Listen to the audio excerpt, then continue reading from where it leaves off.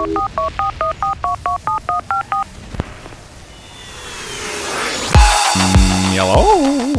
Welcome back. Got another Outriders video for you today. I'm excited for this one. Had a lot of fun making it. I hope you like it. In this video, we're going to go over my update Trickster build. Been tinkering around a lot with this demo and sinking a lot of time into a demo. But hopefully you can see what I'm working on here.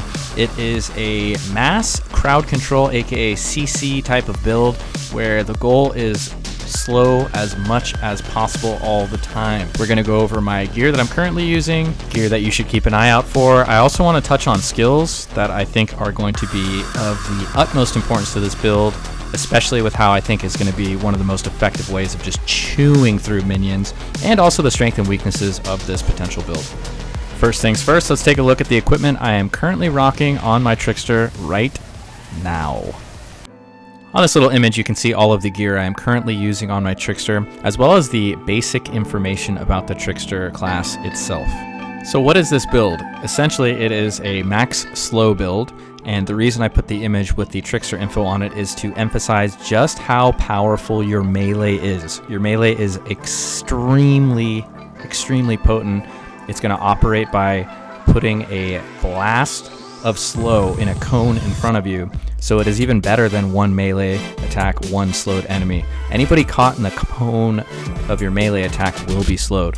Your character is also really good at activating shields that grant damage mitigation. Close range kills are going to heal you and give you shield. Get in close with this character. If you're in the back, if you're using an assault rifle, if you're using a sniper rifle, if you're using an LMG from range, you are not playing this character correctly, and you are not going to have any sustain, and sustain is this character's bread and butter. So that's some of the basics, but how do you use this close range combat in application? Because sometimes, bro, there's like dudes everywhere and you're dying. So that's where this build comes into play and why it's so strong. The ability known as Hunt the Prey is, I think, this character's most powerful ability. It's your movement ability. It's where you teleport behind an enemy.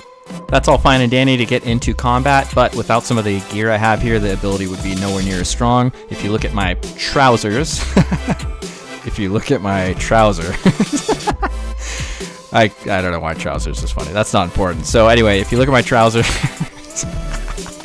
you see the time blast modifier there, and that is going to apply slow in a 5-meter radius around the target. That is super helpful because when you teleport behind one guy, anybody within 5 meters is going to be instantly slowed, giving you a lot of time to get those close range kills since you are already behind them in their booty cheeks. Moving on, if you check out my boots and my mantle, my chest piece there, you can see I have 2 more buffs for the skill Hunt the Prey. One is just flat 20% cooldown on the skill. That's amazing. I managed to get the skill cooldown to 9 seconds. Super helpful. And the other one is going to add Interrupt and Weakness to anyone you teleport behind. This will be very helpful for dealing with bosses. Interrupt to obviously interrupt their abilities, and Weakness is making it so that the enemy does reduced damage. Again, very helpful for bosses.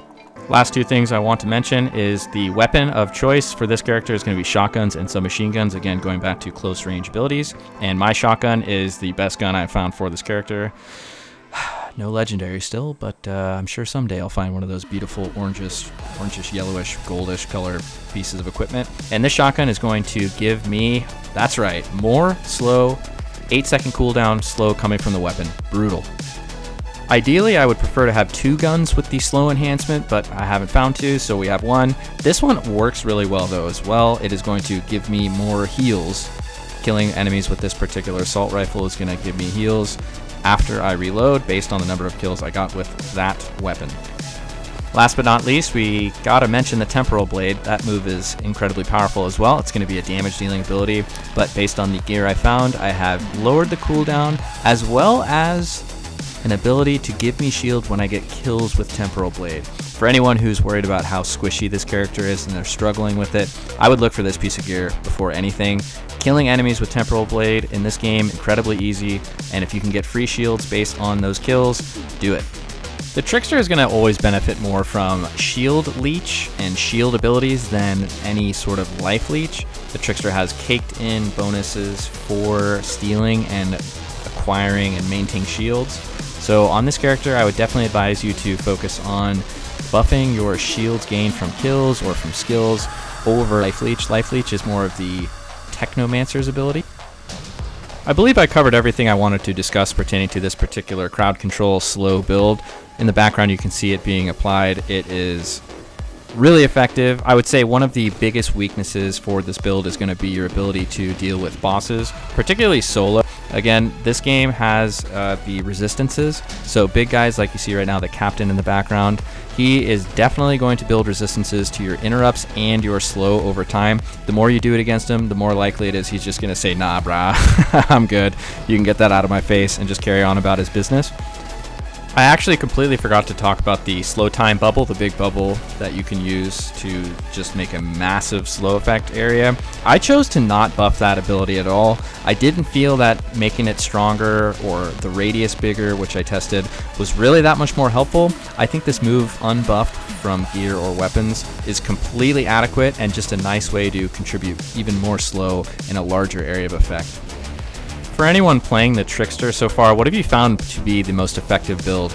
And I guess also, what have you had the most fun doing? For me, when I started playing this character, I just instantly, that Temporal Blade was just, it was just everything. I was just spamming Temporal Blade. And I thought, this is how I want to build this character out, is to build around the Temporal Blade. But what I realized playing a little bit more, sinking in countless hours into this demo, is that the ability to slow and do crowd control on a faster cooldown is more important than your ability to Temporal Blade enemies, particularly because the bosses don't really care about the Temporal Blade. They're going to have a brief paralysis, which again they do develop resistance to, but the slow period does last longer on all other non-boss enemies, which is why I prefer it, but again, just my opinion. This video is winding down to a conclusion. I wanted to thank everyone for tuning in. I also wanted to give a big shout out to everybody who's been showing me love with the comments, the likes, the subs. A lot of people just coming in and being cool. I appreciate each and every single one of you. It makes doing this all the more fun and enjoyable. Shout out to all my friends who have been supporting me for quite a long time. Don't take you guys for granted.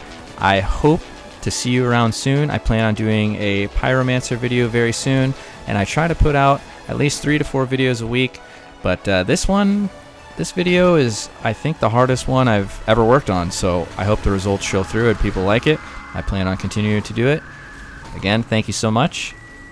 We out.